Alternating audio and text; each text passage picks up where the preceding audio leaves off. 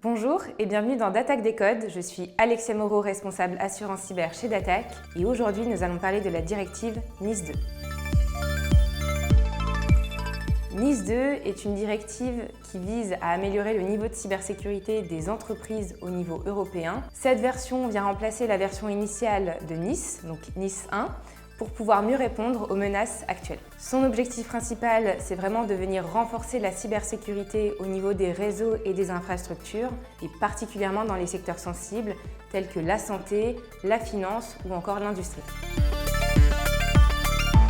La directive NIS2 concerne des milliers d'entreprises sur environ 18 secteurs et on peut les classifier en deux catégories.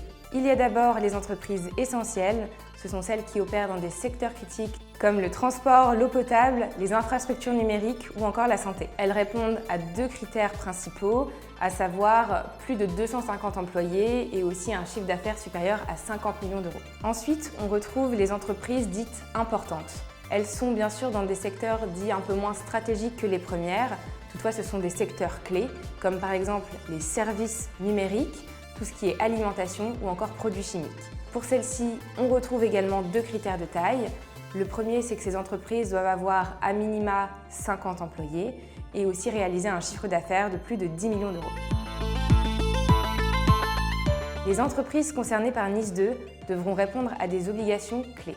La première, c'est le partage d'informations. Effectivement, ces entités devront transmettre un certain nombre d'informations au régulateur national et puis surtout les mettre à jour régulièrement dans un souci de transparence. La deuxième obligation concerne tout ce qui est gestion des risques. Effectivement, l'entité devra gérer les risques sur le plan technique, cybersécurité, sur le plan juridique et aussi sur le plan organisationnel.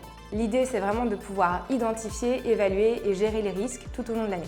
Pour le troisième grand pilier de ces obligations, on retrouve tout ce qui est gestion des sinistres. En cas d'incident significatif, l'entité devra déclarer le sinistre auprès de l'autorité nationale compétente et fournir des rapports réguliers sur l'évolution de la situation pour limiter les conséquences de l'incident. La France, comme les autres pays de l'Union européenne, devait transposer NIS2 à la réglementation nationale avant le 17 octobre 2024. Cependant, en raison des événements politiques, le calendrier a dû être ajusté et la date reportée à début 2025. La liste officielle des entreprises concernées par NIS2 en France sera publiée aux alentours d'avril si le calendrier ne change pas. Les mesures techniques imposées par NIS2 seront alors obligatoires pour les entreprises concernées, mais aussi pour leurs prestataires sous-traitants. Il est donc crucial de rester informé des évolutions législatives.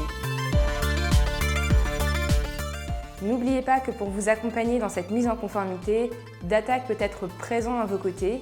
Les obligations de NIS2 sont déjà partiellement répondues par l'offre d'assurance cyber d'Attaque qui combine assurance cyber et produits de cybersécurité. Et pour le reste, nous pourrons vous accompagner pour une mise en conformité totale. À bientôt pour un nouvel épisode de D'Attaque des codes.